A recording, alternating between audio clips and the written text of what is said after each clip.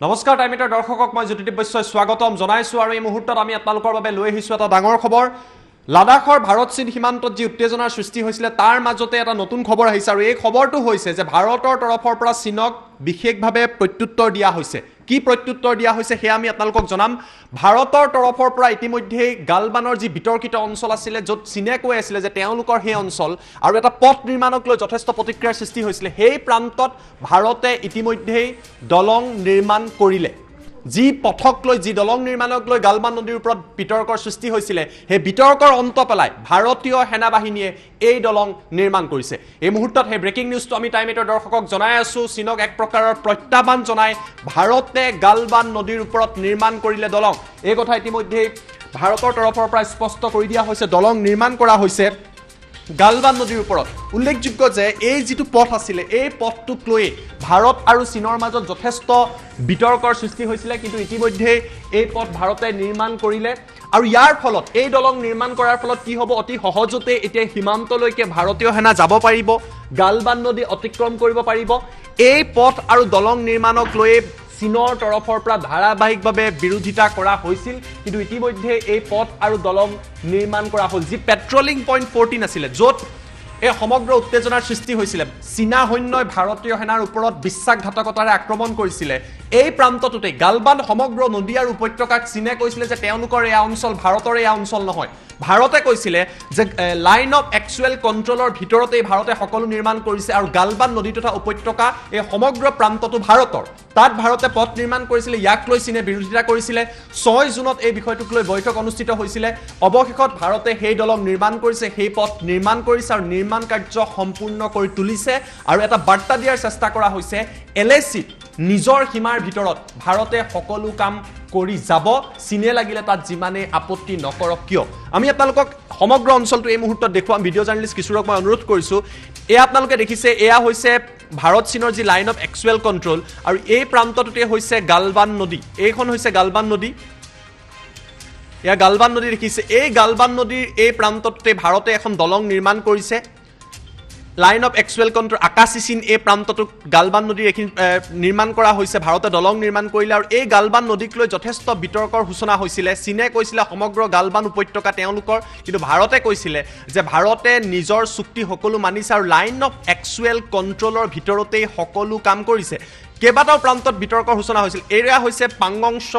হ্ৰদ এই পাংগংশ লেকক লৈও যথেষ্ট প্ৰতিক্ৰিয়াৰ সৃষ্টি হৈছিল ভাৰতীয় আৰু চীনা সৈন্য ইয়াতো মুখামুখিত আহিছিল চীনে এই প্ৰান্তটো নিজৰ বুলি দাবী কৰিছিল কিন্তু ভাৰতে কৈছে পাংগংশই হওক নাইবা এই গালবান নদীয়ে হওক এয়া গালবান নদী আমি আপোনালোকক দেখুৱাইছো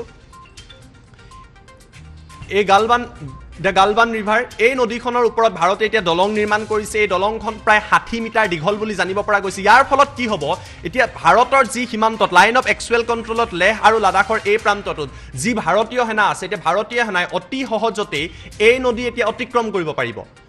ভাৰতে ইতিমধ্যে এটা পথ নিৰ্মাণ কৰিছিল এই পথটো নিৰ্মাণক লৈ চীনে বিৰোধিতা কৰিছিল প্ৰায় 255 কিলোমিটাৰ দীঘল এটা পথ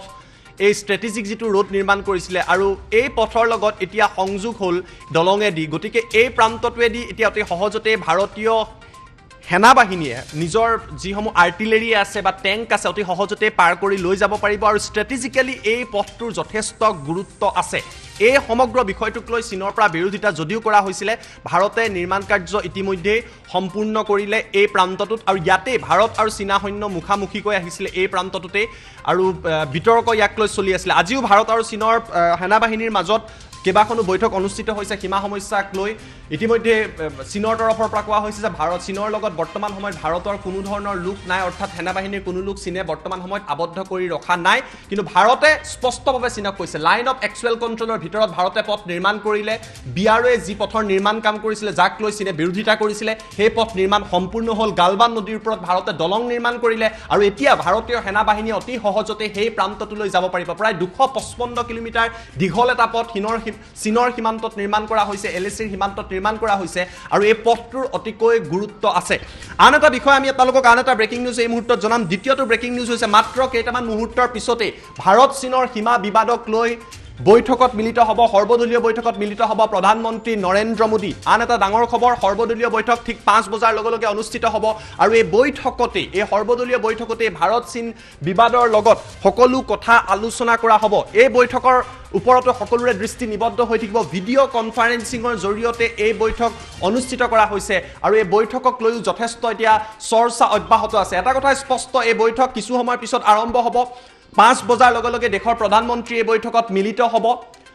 সৰ্বদলীয় বৈঠক ভিডিঅ' কনফাৰেন্সিঙৰ জৰিয়তে হ'ব অন্যান্য দলৰ প্ৰতিনিধি ইয়াত উপস্থিত থাকিব আৰু এই বৈঠকত ভাৰত চীনৰ যি এক প্ৰকাৰৰ সীমা বিবাদ আছে এই সীমা বিবাদক লৈ দুয়োখন দেশৰ মাজত আলোচনা সমগ্ৰ পৰিস্থিতিক এই পৰিস্থিতিক লৈ প্ৰতিটো দলৰ মাজত আলোচনা কৰা হ'ব